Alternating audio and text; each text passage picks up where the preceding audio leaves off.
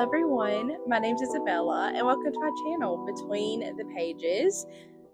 Don't mind the pickle shirt, it's comfortable to wear. And I'm drinking a San Pellegrino Chow Blood Orange. There's kind of a glare from the windows. I like these, but I like sparkling water, and it makes drinking water a little bit more fun. So let's get into the review. Today I'm reviewing Pollyanna by Eleanor H. Porter. This is a children's book. It is 266 pages, 32 chapters. I don't know if I've ever explained it, but the reason why I tell you all how many pages and chapters is, I mean, it's kind of hard to like look at a book and see how thick it is through video. Also that is like the font size, if you can tell. Um, and with most books, most authors, the chapters are relatively the same amount of pages. So if you just divide 266 by 32, you get how many pages are in each chapter. I'm the type of person that likes shorter chapters. That does not influence whether I'm going to read a book or not at all, but I do like shorter chapters. It is a plus. Or I like longer chapters to have breaks in them so that I can get to a stopping point quicker than if it's like a really long chapter, no breaks. I think it stems from a child. My mom would come in there and tell me goodnight and she loves me and to put the book up, and I would ask her if I could get to a stopping point, and she said yes. So I don't know, I just like having multiple stopping points within a chapter or short chapters, because there are moments where I only have a few minutes to read and I'd like to get to a stopping point and not just have to end in the middle of like a conversation between characters or whatever.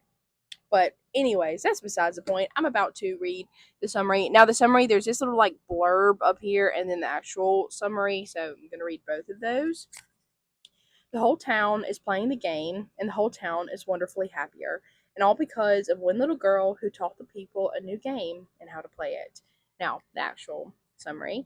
When Pollyanna's father dies, she is sent clear across the country to a small town in Vermont, where she will live with her strict Aunt Polly.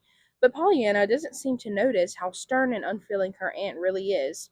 Pollyanna simply plays her glad game, finding a silver lining in every cloud. Eventually, Pollyanna brightens the lives of everyone in town, even the most reclusive citizens, as she takes in every stray cat, dog, and orphan. But then a terrible accident happens, and Pollyanna doesn't think she can feel glad about anything anymore.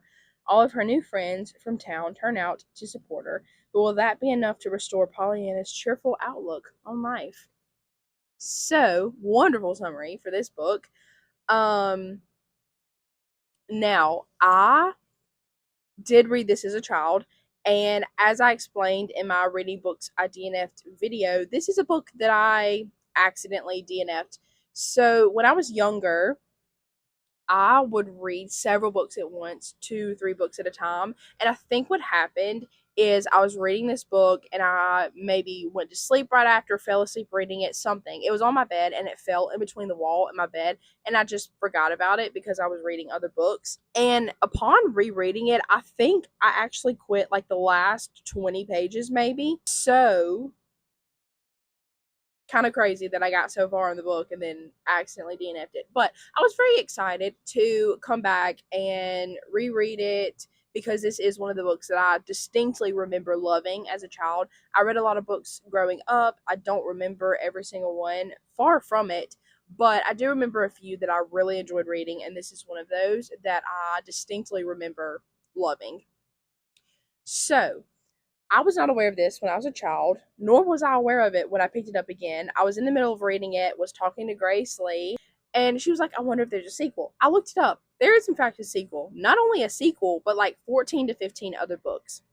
So there's a whole series, but there's a little deal with that. So Eleanor H. Porter wrote the first book and the sequel, and this book came out 1913, the sequel came out in 1915, and Eleanor H. Porter actually died unexpectedly at the age of 50, 51, and she died of tuberculosis. So she was not able to write any of the books. But the books were apparently very popular, and her publishers wanted to make more money off of the series pretty much, and they commissioned other authors to write more. So between four other authors, I think there's like 14 or 15 books total. Now, I have no doubt that the prequel is just as good as the sequel because it is by Eleanor H. Porter. Now, the other books have no clue. The sequel is actually the only one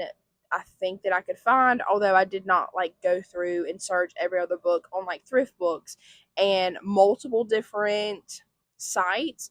So it may be easier to find the rest of the series, but I have heard of in the past publishers doing this where they commission other authors to write books, or a descendant of the original author has come back to write more books to try to make money and it's not as good. There is a little debacle with I don't know the author's name, the one who wrote Dune, the series.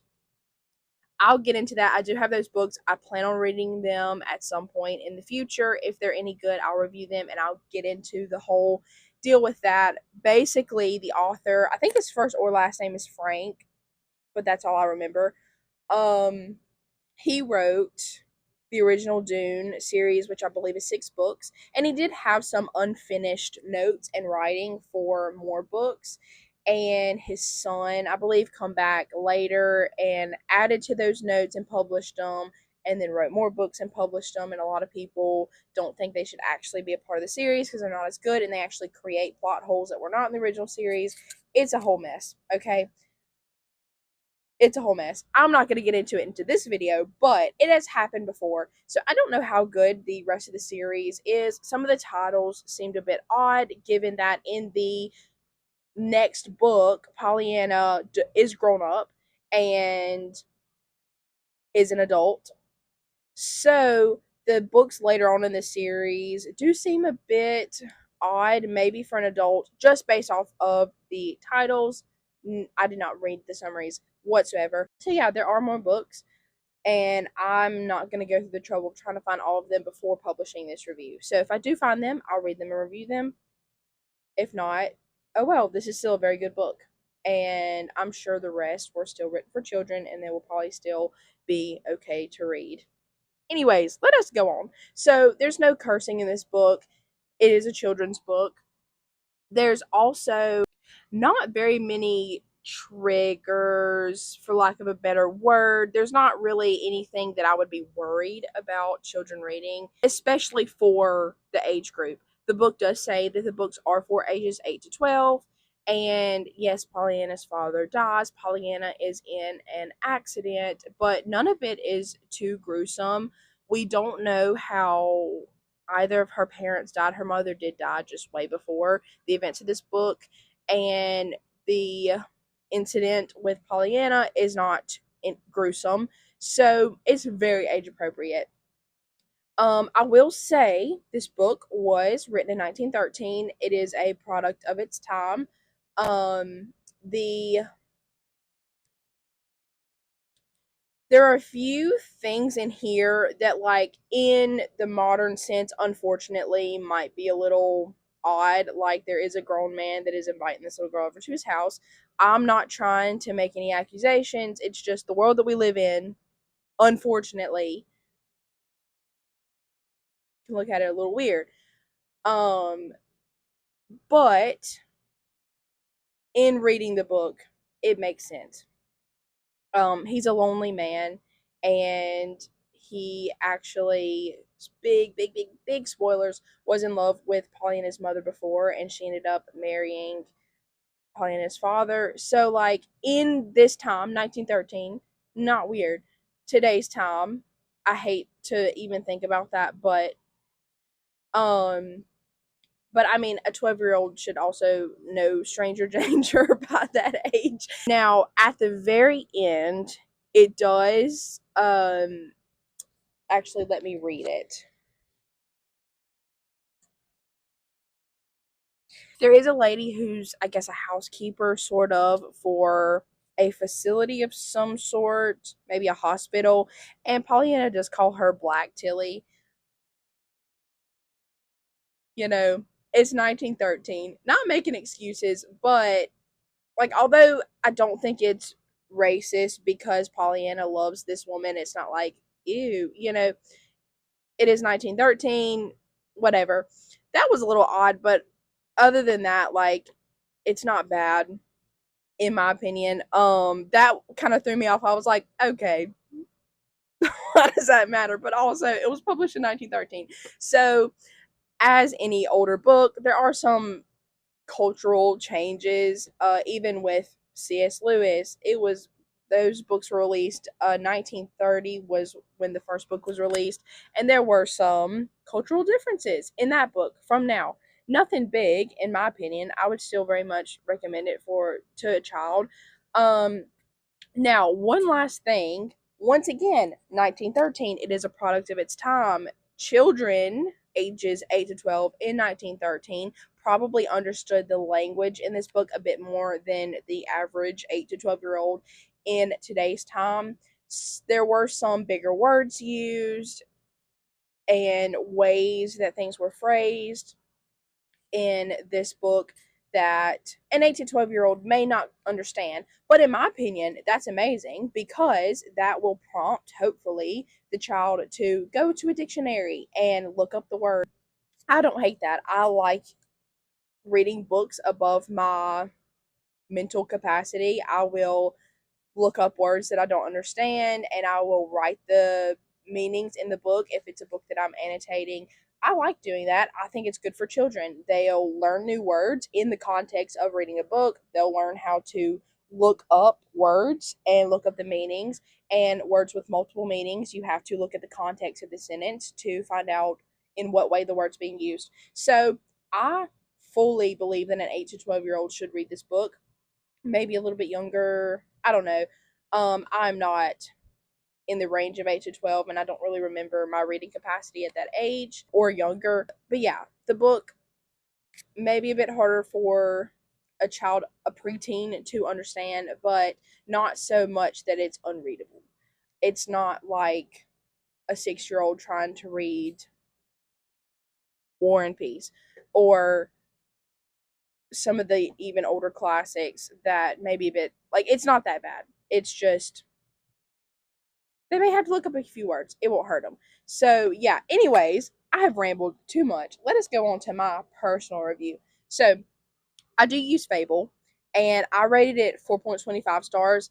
I do rate books higher. I think the lowest I've rated a book is like a 3.5. So do with that what you will. I did rate it 4.25. I loved reading the book. I really did. And I could see myself possibly rereading the book, but it would probably be like reading it to my children. Just because there's so many books that I want to read, I may not come back and read this book again. Now that I'm an adult, I'll probably remember the storyline a lot better than when I was a child. So definitely loved rereading it this time. I just might not again because it is a kid's book. Now, I am a little bit embarrassed to admit this. It did take me 4 days to read it. It shouldn't have, but it did. I just did not prioritize reading like I should have, and I'm working on that. That's all I can say. It was very easy to get through for me. I could have read it in 2 days, but like I said, I just didn't put the time into reading that I should have. I think out of 2 of the days, I didn't even read a full hour. So yeah. Anyways, that's it. Now, as far as the pacing, I'd say like medium to fast pace. It feels like that to me because I am an adult and I did read it quickly, but it also, the book didn't really dwell on the everyday life of Pollyanna. It more so